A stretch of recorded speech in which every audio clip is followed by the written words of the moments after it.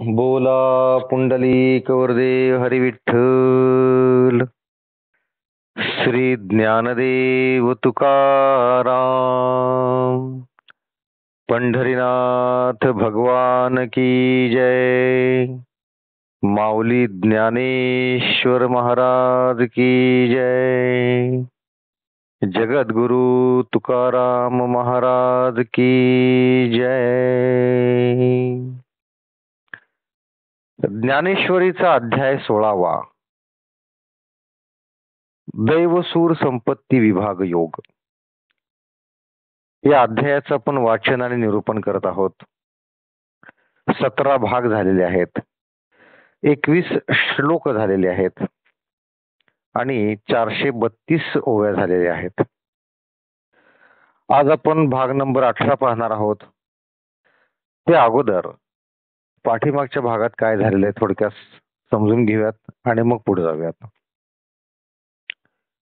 हा जो 16वा अध्याय आहे, दैवसूर संपत्ती विभाग योग, या अध्यायामध्ये भगवान श्रीकृष्णाने अर्जुनास उपदेश करताना दैवी संपत्तीचे गुण आणि आसुरी संपत्तीचे गुण याचं विस्तृत वर्णन केलेलं आहे. दैवी संपत्तीचे 26 गुण सांगितलेले आहेत, आसुरी संपत्तीचे 6 गुण सांगितलेले आहेत. पण हे 6 गुण एवढे विषारी आहेत की त्या 26 गुणांना ते मागे टाकतात. म्हणजे आसुरी संपत्तीला आपल्या स्वभावात जरी एक जरी तत्व असलं तरी आपली जी काही चांगली बाजू आहे, आपले जे काही चांगले विचार आहेत, ते एक विचार तो सगळ्या विचारांना मारू शकतो. त्यामुळे पहिल्यांदा आपल्याला आपल्या स्वभावातून, आपल्या वागण्या बोलण्यातून आसुरी संपत्तीचे विचार पहिल्यांदा काढून टाकायला हवेत. हा प्रमुख विचार याच्यामध्ये आहे. तर या अध्यायाची सुरुवात करताना भगवंत ज्ञानेश्वर माऊली निवृत्तीनाथांची आराधना करतात, त्यांची स्तुती करतात, त्यांना सूर्याची उपमा देतात आणि अध्यायाची सुरुवात होते. पहिल्याच अध्यायामध्ये भगवान श्रीकृष्ण अर्जुनास उपदेश करताना दैवी संपत्तीचे लक्षण सांगतात. त्यानंतर आसुरी संपत्तीची लक्षणं सांगतात. त्यानंतर आसुरी संपत्तीच्या वर्गाची लक्षणे, म्हणजे हे लोक वागतात कसे, बोलतात कसे, आसुरी संपत्तीने युक्त असणारे, ते सांगतात. त्यानंतर या आसुरी संपत्तीचा परिणाम काय आहे तेही सांगतात. तर आसुरी संपत्तीचा जो परिणाम आहे तो म्हणजे काय आहे की हे लोक अखंड कामाची इच्छा करतात. नंतर त्यांच्या अंतःकरणामध्ये मोह वाढतो. मोह वाढला की विषय वृद्धी होते आणि हेच पातकाला कारण ठरतं. नंतर हे असे लोक जे वाईट मार्गाने संपत्ती त्याने धारण केलेली असते, पै पाहुण्यांना लुबाडून त्यांचा खून करून जी संपत्ती मिळवलेली असते ती संपत्ती आपल्याला लाभावी म्हणून असे लोक ज्ञान कर्म करतात, यज्ञयाग करतात आणि यज्ञयाग करून सामान्य लोकांपासून अजून आहेर उखळतात आणि मी यज्ञ केला असा डौल मिरवतात. एवढ्यावरच हे थांबत नाही. हे आसुरी शक्ती ने जे युक्त असणारे लोक आहेत ते पुढे काय करतात बघा, की मीच सर्वात श्रेष्ठ आहे असा गर्वाचा ताठा त्यांच्यामध्ये भरतो आणि नंतर ते इतर लोकांस अगदी कसपटा समान तृणाहूनही कमी लेखायला सुरुवात करतात. कोणालाच किंमत देत नाहीत आणि संपत्तीच्या मदाने उन्मत्त होऊन जातात आणि योग्य आणि अयोग्य गोष्टीस फाटा देतात. काय चांगलं काय वाईट, काय खरं काय खोटं त्यांना काही फरक पडत नाही.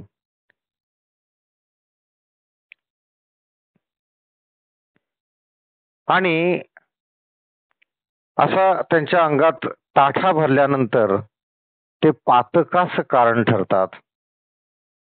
आणि नंतर मग यज्ञाच्या ठिकाणी यज्ञाची काय किंमत आहे, मूर्ख लोक काय करीत नाहीत, मला काय करीत नाहीत, अशा प्रकारचे अहंकार त्यांच्यामध्ये जडतो.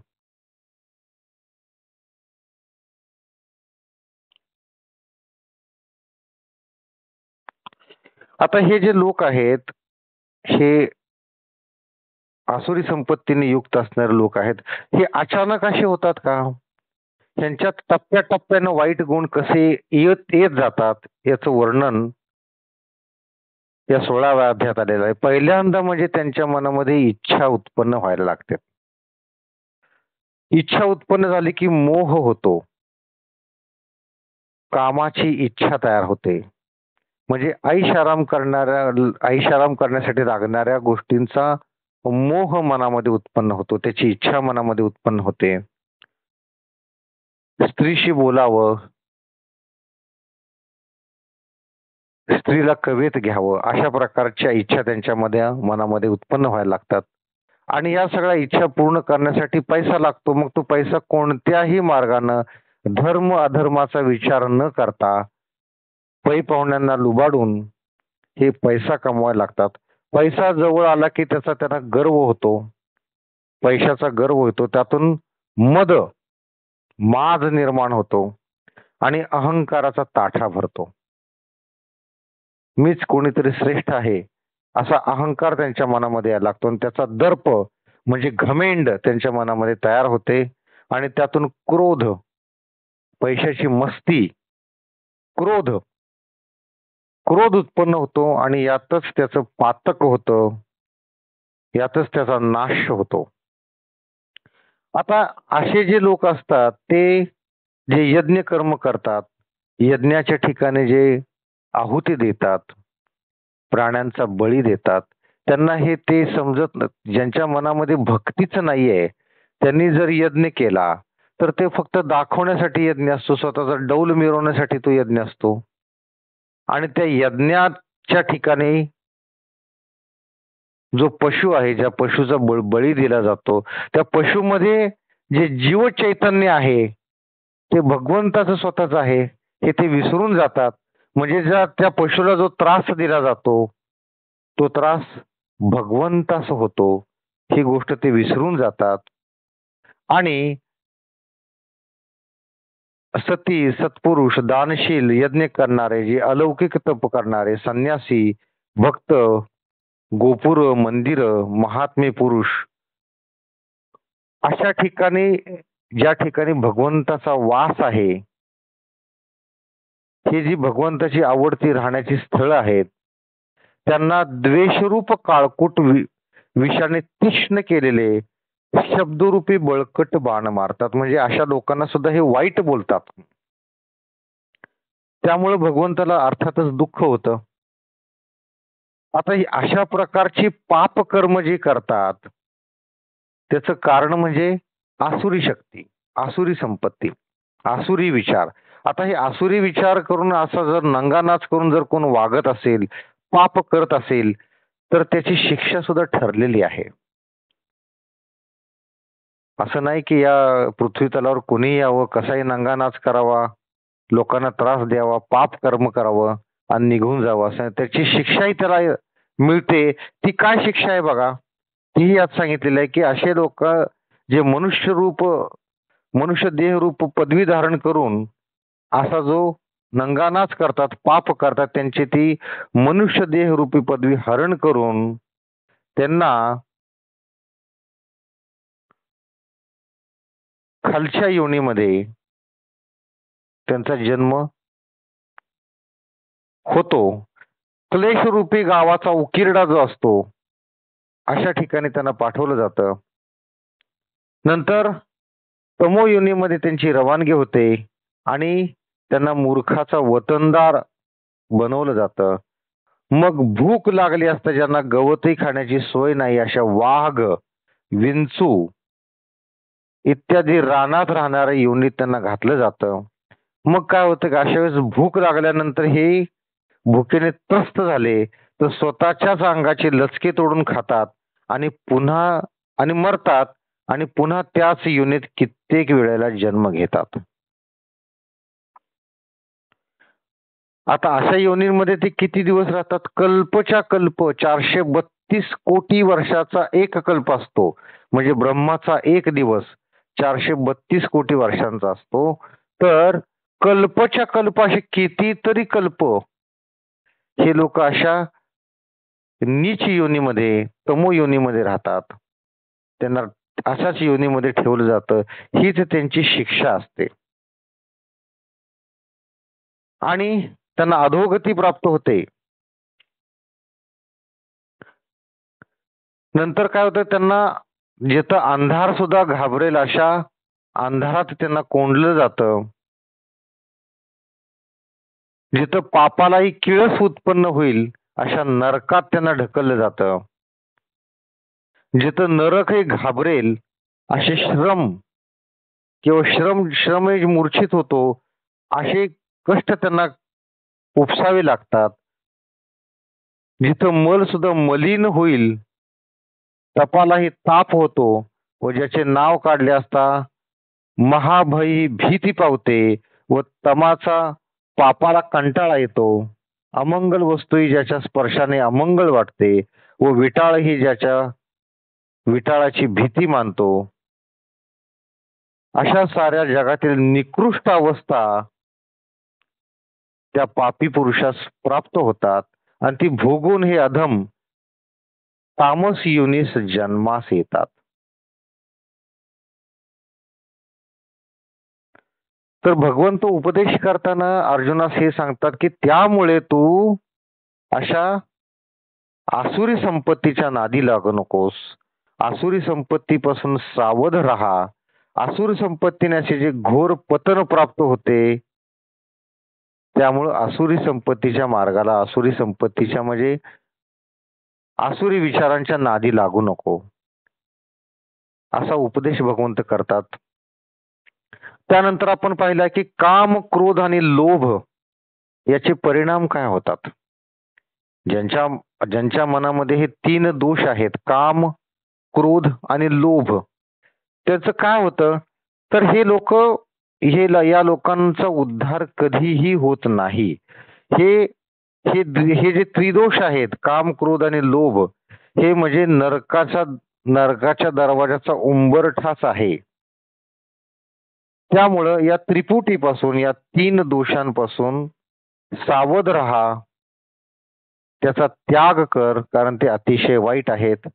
इथपर्यंत आपण काल पाहिलं होतं. आता भाग नंबर 18, श्लोक नंबर 22.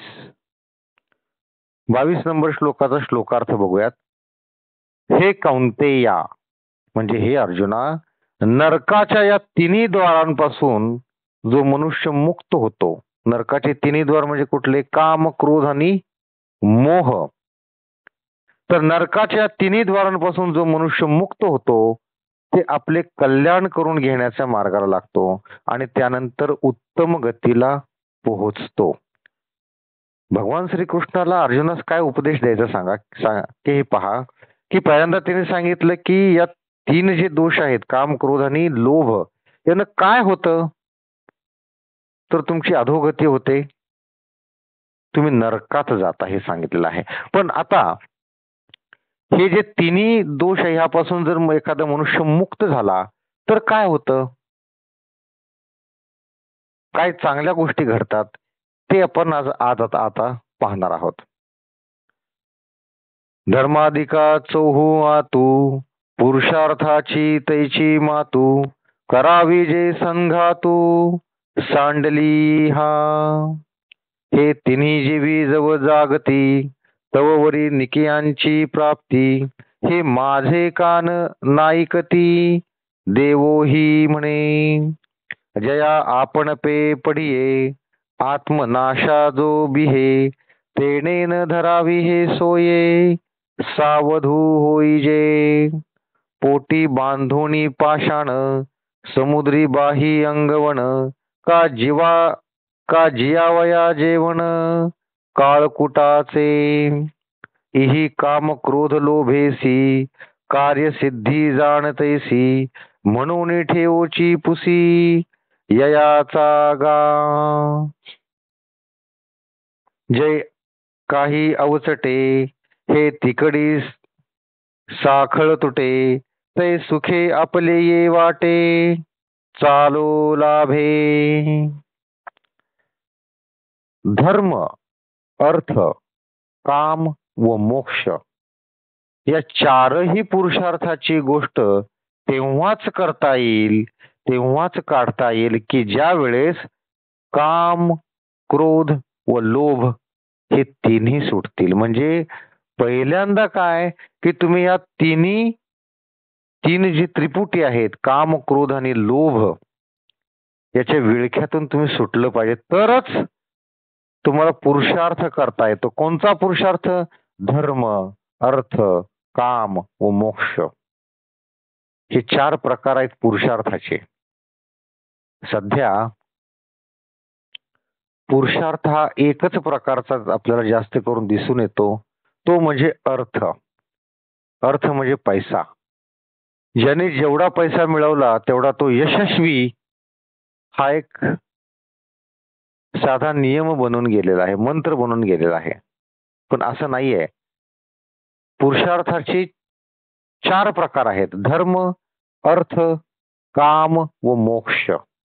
धर्म म्हणजे जो धर्माच्या आधाराने वेदांनी सांगितलेल्या नियमांप्रमाणे वागतो, आपलं संपूर्ण आयुष्य काटेकोरपणे धर्माच्या आधारावर जो वागत राहतो. बघा, रामायण आणि महाभारत हे पूर्ण धर्मावर आधारित आहे. कोणत्या कर्मात तुम्ही धर्म पाहता आणि कोणत्या कर्मात तुम्ही अधर्म आहे हे सगळं त्याच्यामध्ये सांगितलेलं आहे. दुसरं अर्थ जे सांगितलं, पैसा. कोण किती द्रव्य कमवतो त्याच्यावर त्याचा पुरुषार्थ ठरतो. तिसरं म्हणजे काम. ज्या इच्छा आहेत त्या सगळ्या इच्छांवर जो विजय मिळवतो तो सुद्धा पुरुषार्थच आहे. आणि चौथं म्हणजे मोक्ष. जो मोक्ष प्राप्त करतो तोही पुरुषार्थच आहे. तर हे कोणते जरी पुरुषार्थ असेल तर हे या तिन्ही गोष्टी सुटल्याशिवाय हे प्राप्तच होत नाही. कुठले? काम क्रोध आणि लोभ. काम क्रोध व लोभ हे तिन्ही जोपर्यंत अंतर्यामी वास करीत आहेत तोपर्यंत एखाद्याचे कल्याण होईल हे म्हणणे माझे कान ऐकत नाहीत असे भगवान श्रीकृष्ण सुद्धा म्हणतात. म्हणजे काय? भगवंत काय म्हणतात की काम क्रोध आणि लोभ हे तिन्ही जोपर्यंत अंतरामी वास करत आहे तोपर्यंत एखाद्याचे कल्याण होऊच शकत नाही. कल्याणच होत नाही. कल्याण होण्याच्या मार्गामध्ये प्रमुख अडथळा काम क्रोध आणि लोभ आहे. ज्याला आपल्या कल्याणाची इच्छा आहे किंवा आपला नाश होईल म्हणून जो भीतो त्याने सावध होऊन या तिघांची संगत करू नये. अगोदर सावध व्हावं, या तिघांची संगतच करू नये. पोटाला दगड बांधून समुद्रात बाहूंनी तरून जाणे किंवा जगण्याकरता काळकूट विषाचे सेवन करणे, त्याचप्रमाणे या काम क्रोध लोभांच्या संगतीने कार्यसिद्धी होते. पोटाला दगड बांधून कोणी समुद्र पोहून जाऊ शकतो का? नाही, बुडणारच आहे तो. किंवा जिवंत राहण्याकरता काळकूट विष पिऊन कोणी जिवंत राहील का? नाही, सर, मरूनच जाणार आहे तो. तसंच हे जे तिन्ही गोष्टी आहेत, काम क्रोध आणि लोभ, याच्या संगतीने कार्यसिद्धीस होत नाही. त्यामुळे पहिले या तिन्ही गोष्टी सोडायला हव्यात. म्हणून यांचा मनातून मागमूस नाहीसा करून टाक. मनातून हे तिन्ही गोष्टी मुळापासून काढून टाक असं म्हणतात. ज्या वेळेस सहजगत्या ही 3 कांड्यांची साखळी 3 कड्यांची साखळी पायातून तुटून जाईल, त्यावेळेस आपल्या हिताची वाट सुखाने चालता येईल. एखाद्याच्या पायामध्ये साखळी बांधली आणि त्याला म्हणलं पळ, पळता येईल का? त्याला चालता येणार नाही. तर चालता सुद्धा येणार नाही. तर आपल्या हिताची जर वाट तुम्हाला व्यवस्थित सुखकारकरित्या जर चालायची असेल, तर ही 3 कड्यांची जी साखळी आहे, 3 कड्या कुठल्या? काम, क्रोध आणि लोभ, ही साखळीपर्यंत तोडून टाकली पाहिजे. तर तुम्ही तुमच्या हिताच्या वाटेवर सुखाने चालू शकाल. कफ, वात व पित्त हे तिन्ही दोष जोपर्यंत शरीरात उत्पन्न झालेले नाहीत, किंवा चहाडी, चोरी व शिंदळकी यापासून जोपर्यंत एखादे शहर अलिप्त आहे, आणि जोपर्यंत आध्यात्मिक, अधिदैविक व अधिभौतिक या त्रिविध तपांपासून अंतःकरण मुक्त आहे, तोपर्यंत जसे सुख प्राप्त होते, तसे काम, क्रोध व लोभ हे ज्याने सोडले आहेत, त्याला या जगात सुख प्राप्त होते आणि सज्जनांचे संगतीने मोक्ष मार्गाची प्राप्ती होते. मुख्य काय सांगितलं की काम, क्रोध आणि लोभ हे सोडून दिलं तरच तुम्हाला सुखाची प्राप्ती होणार आहे, नाहीतर होणार नाही. जसं वात, कफ आणि पित्त हे तिन्ही दोष जोपर्यंत शरीरात उत्पन्न झालेले नाहीत, तोपर्यंत तुम्हाला सुख प्राप्ती होत नाही, आरोग्य प्राप्ती होत नाही. किंवा चहाडी, चोरी किंवा शिंदळकी, चहाडी एकमेकांना चहाडी करणं, हे तर त्याला सांगणं, ते त्याला सांगणं. चोरी, एखाद्याच्या घरात चोरी करणं, हिचे कापणं. शिंदळकी म्हणजे वाईट वागणूक, इतर स्त्रीवर आपला डोळा ठेवणं. यापासून एखादे शहर जोपर्यंत अलिप्त आहे, म्हणजे यापासून जोपर्यंत ते शहर मुक्त आहे, तोपर्यंतच. आणि आध्यात्मिक, अधिदैविक व अधिभौतिक या त्रिविध तपांपासून अंतःकरण मुक्त आहे, तोपर्यंत जसे सुख प्राप्त होते. या तिन्ही गोष्टी असल्याशिवाय सुख प्राप्त होत नाही. तसेच काम, क्रोध आणि मोह सोडल्याशिवाय या जगात सुख प्राप्त होत नाही. सज्जनांच्या संगतीने मोक्ष मार्गाची प्राप्ती होत नाही. त्रिदोषी सांडिले शरीर, त्रिकुटांची फिटलिया नगर, त्रिदाह निमालियांतर, जैसे होय तैसा कामादिकी तिघी, सांडिला सुख पावनी जगी, संगुला हे मोक्ष मार्गी सज्जनाचा, मग सत्संगे प्रबळे, सच्छास्त्राचे निबळे, जन्म मृत्यूची निवाळे निस्तरे राणे, ते वेळी आत्मानंदे आगवे, जे सदा वसते बरवे, ते तैसेची पाटण पावे गुरु कृपेचे, तेथ प्रियाची परमसीमा, तो भेटे माऊली आत्मा, तये खेवी आटे डिमडिमा संसारिक हे, ऐसा जो काम क्रोध लोभा, झाडी करुणे ठाके उभा, तोची एवढी या लाभा गोसावी होय. मग जो सत्संगीच्या बलाने व सत्शास्त्राच्या योगाने जन्म मृत्यूची माराने उल्लंघन करतो, त्यावेळेस ज्या ठिकाणी आत्मानंद नेहमी वास करतो, असे जे सद्गुरू कृपेने स्थान, ते त्याला प्राप्त होते. म्हणजे पहिली गोष्ट काय की काम, क्रोध आणि मोह मनातून काढून टाकायचा. परत काय? सत्संग अंगीकारायचा, चांगल्या लोकात राहायचं. परत काय? चांगल्या शास्त्रांचा अभ्यास करायचा. आणि मग काय होतं की तुम्हाला आत्मानंद मिळतो आणि तुम्हाला गुरु कृपेचे स्थान लाभतं. प्रीतीच्या पलीकडील स्थान जी आत्मरूपी माऊली, तिची त्या ठिकाणी भेट होते व तिला आलिंगन दिल्यावर संसाराचा ताप आपोआप नाहीसा होतो. प्रीतीच्या पलीकडचेही स्थान आपल्याला सगळ्यात चांगलं आवडती जी गोष्ट असते ती म्हणजे प्रीती, प्रेम. पण प्रेमाच्याही पलीकडचं स्थान जे आहे ते म्हणजे आत्मरूप. आत्मरूप जी माऊली आहे तिच्या त्या ठिकाणी भेट होते. तिची ज्या ठिकाणी भेट होते व तिला आलिंगन दिल्यानंतर संसाराचा ताप आपोआप नाहीसा होतो. याप्रमाणे जो काम, क्रोध व लोभ यांचा त्याग करून मोकळा होतो तोच आत्म्याची प्राप्ती करून घेण्यास समर्थ होतो. म्हणजे पहिल्यांदा या त्रिपुटीचं त्याग करायला लागणार आहे तरच आपल्याला आत्मप्राप्ती होणार आहे. श्लोक नंबर 23 त्याचा श्लोकार्थ. जो शास्त्रोक्त विधीला सोडून आपल्या इच्छेप्रमाणे वागतो त्याला सिद्धी व सुख आणि उत्तम गती हे मिळत नाही. शास्त्रोक्त विधीला म्हणजे काय?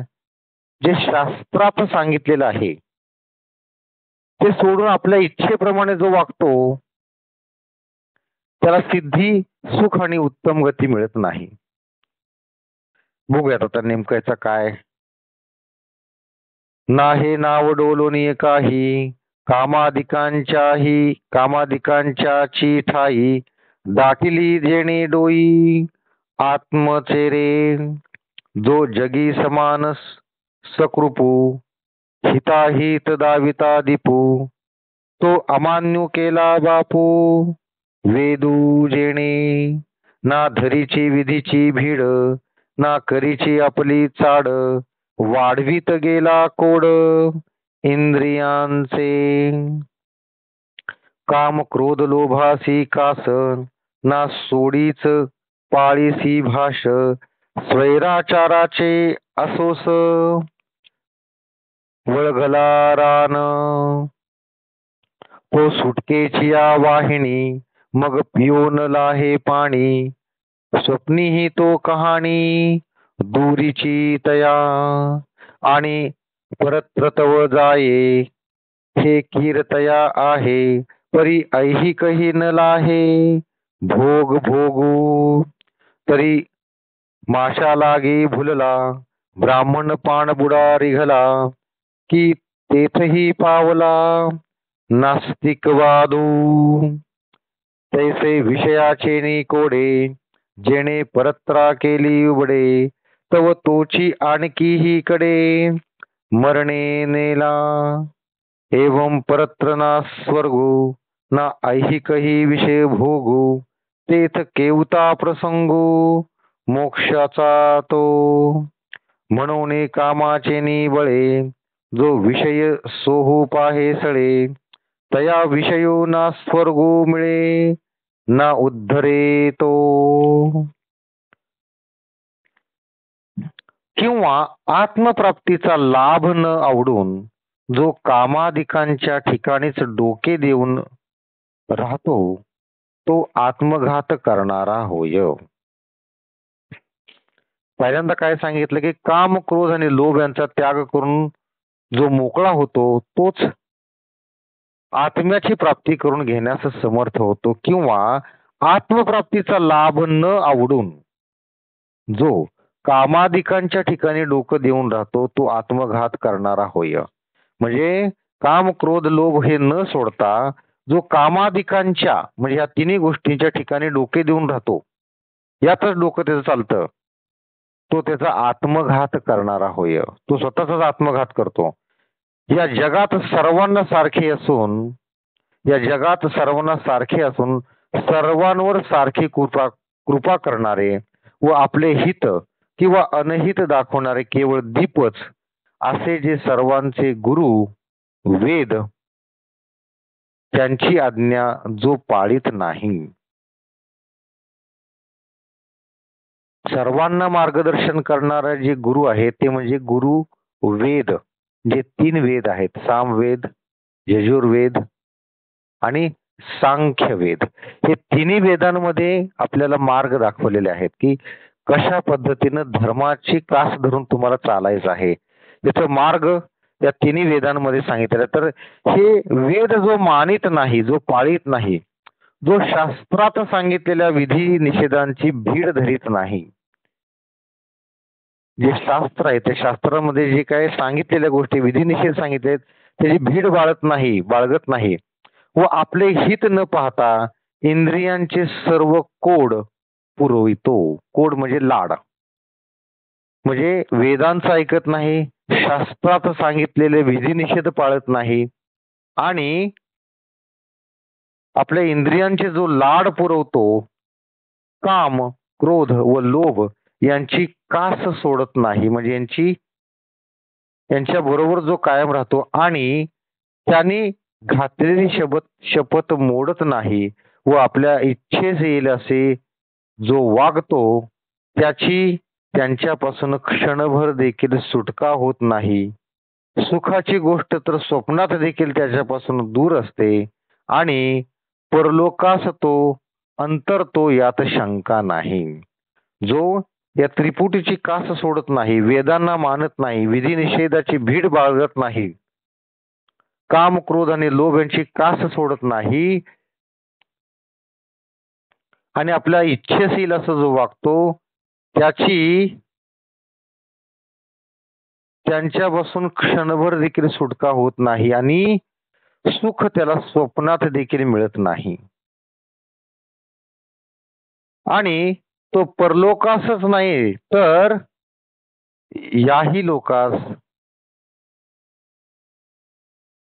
याही लोकी त्याला भोगण्यास मिळत नाहीत. परलोकास तर तो अंतरतोच, पण याही लोकांमध्ये त्याला भोगण्यास मिळत नाहीत. तर एखादा ब्राह्मण नदीच्या ठिकाणी स्नान संध्या करीत असता, आता यासाठी उदाहरण दिलंय बघा. काय उदाहरण दिलंय की हे जे आसुरी शक्तीचा विचार करणारे, आसुरी संपत्ती धारण करणारे जे लोक आहेत ते काम, क्रोध आणि लोभ यांना सोडत नाहीत, तर मग त्यांना सुख मिळत नाही. यासाठी उदाहरण काय दिले बघा. आणि की ते परलोकास तर अंतरतातच, पण याही लोके त्यांना सुख मिळत नाहीत, याही लोकातले त्यांना भोगण्यास मिळत नाही. हे कसं, तर त्यासाठी उदाहरण दिलेलं आहे की तर एखादा ब्राह्मण नदीच्या तीरी स्नान संध्या करीत असता माशावर मन जाऊन तो धरावयास गेला असता त्याचे कृत्य लोकांनी पाहिल्यावर जसे त्यास नास्तिक असे म्हणतात. एखादा ब्राह्मण नदीवर गेला, त्याला मासा दिसला आणि त्याला वाटलं की मासा धरावा, मासा पकडावा, कारण त्याच्यावर त्याचं मन गेलेलं असतं, तर हे कृत्य इतर लोक त्याला नास्तिक म्हणतात. आस्तिक हे कृत्य नाही, नास्तिक आहे, कारण तो ब्राह्मण आहे, तो मांस मच्छी खात नसतो, पण त्यानं तो पकडतो खाण्याच्या उद्देशानं, म्हणून हे कृत्य नास्तिक आहे. म्हणून अर्थात त्याची माशावरची इच्छाही पूर्ण होत नाही व तो ब्राह्मणत्वासही मुक्तो. पहिली एक म्हण होती बघा की मासे खाण्यासाठी कोळी व्हावे. ब्राह्मणांनी मासे खाण्यासाठी कोळी व्हावे. तर काय होतं की मासे खाण्यासाठी ब्राह्मण जातीचा त्याग करून तो कोळी होतो. कोळी होऊन तो म्हणजे माशाच्या आशेनं, मासे खाण्याच्या आशेनं तो कोळी होतो. मग त्याचा ब्राह्मण धर्मही निघून जातो आणि कोळी धर्मही त्याला मिळत नाही, कारण कोळी त्याला नास्तिक म्हणून त्याला त्याच्या धर्मातून त्यांना धर्मात घेत नाहीत. म्हणजे तर धड तो कोळी म्हणूनही राहत नाही आणि ब्राह्मण म्हणूनही राहत नाही. जर कोणी एखाद्या ब्राह्मणाने मला मासे खायचे म्हणून कोळी धर्म मी अवलंबतो, कोळी जातीत मी प्रवेश करतो असं जर म्हटलं तर कोळी लोक त्याला त्यांच्या धर्मामध्ये घेत नाही, कारण तू नास्तिक आहेस, तू मांस मच्छी खाण्यासाठी आमच्यामध्ये यायला उद्युक्त झालेला आहे, म्हणून त्याला धर्मात घेत नाहीत. आणि हे समजल्यानंतर ब्राह्मण लोकही त्याला त्याच्या धर्मातून काढून टाकतात. म्हणजे तो ब्राह्मणही राहत नाही आणि कोळीही राहत नाही. तेच इथं सांगितलेलं आहे. तो ब्राह्मणत्वासही मुक्तो, त्याप्रमाणे विषयांच्या नादी लागून ज्याने परलोक पालथा घातला व इहलोकही पाहू गेले असता जो मृत्यूच्या सपाट्यात सापडला. जो विषयांच्या नादी लागतो त्याला परलोक तर मिळत नाही आणि इहलोकातही त्याला मृत्यूशिवाय काही मिळत नाही. याप्रमाणे त्याला परलोकही नाही आणि स्वर्गही नाही. परलोक म्हणजे स्वर्गाच्याही पलीकडचा जो आहे त्याला परलोक म्हणतात, म्हणजे भगवंताच्या जवळ जाणे. तेही मिळत नाही, स्वर्ग प्राप्तीही मिळत नाही. आणि ज्याला इहलोकही विषयांचा भोग भोगाव्यास सापडत नाही, तेथे मोक्ष प्राप्तीची गोष्ट कशाला बोलायला पाहिजे. त्याला इहलोकात म्हणजे पृथ्वी तलावर सुद्धा त्याला भोग भोगायस मिळत नाहीत. मोक्ष तर फार लांबची गोष्ट राहिली. म्हणून कामाच्या वृद्धीने जो विषयांचे सेवन करू पाहतो, मनामध्ये काम उत्पन्न होऊन जो विषयांचे सेवन करू पाहतो, त्याला विषय भोगाव्यास मिळत नाहीत आणि स्वर्ग प्राप्तीही होत नाही आणि तो उद्धारूनही जात नाही. म्हणून कामाची इच्छा करायची नाही. म्हणून ते 3 दोष काम, क्रोध आणि लोभ मनातून काढून टाकायचा. कारण त्यानं काय होतं, त्याला विषय भोगास तर मिळत नाही, स्वर्गाची प्राप्ती होत नाही आणि त्याचा उद्धार सुद्धा होत नाही.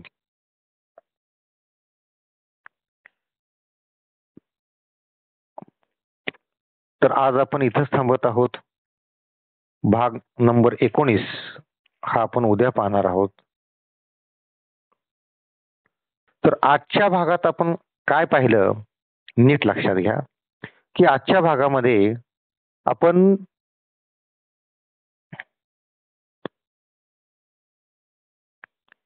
जर माणसाला उत्तम गतीला जायचं असेल तर त्यानं काम, क्रोध आणि लोभ यांचा त्याग करायला हवा. काम, क्रोध आणि लोभ जर असेल तर त्याला नरकच मिळतो. आणि काम, क्रोध आणि लोभ सोडल्यानंतर खऱ्या सुखाची प्राप्ती होते. मोक्ष मार्गातला प्रमुख अडथळा काम, क्रोध आणि लोभ आहे.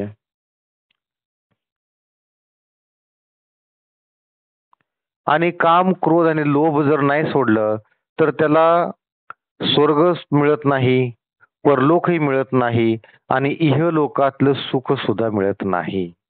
त्यामुळे तिन्हींचा त्याग करणं आवश्यक आहे. सर्वांनी डोळे मिटायचे आहेत, हात जोडून घ्यायचे आहेत. दैवी संपत्तीचे गुण आपल्यामध्ये कसे येतील याचं चिंतन करायचं आहे. आणि चिंतन करूनच आपल्यामधले आसुरी संपत्तीचे गुण काढून टाकायचे आहेत. ज्यांनी व्यसनमुक्तीचा संकल्प केलेला आहे त्याने तो मनातल्या मनात परत म्हणायचा आहे. बोला पुंडलिक वरदेव हरी विठ्ठल, श्री ज्ञानदेव तुकाराम, पंढरीनाथ भगवान की जय, माऊली ज्ञानेश्वर महाराज की जय, जगद्गुरु तुकाराम महाराज की जय, सर्व संतों की जय. जय जय रघुवीर समर्थ.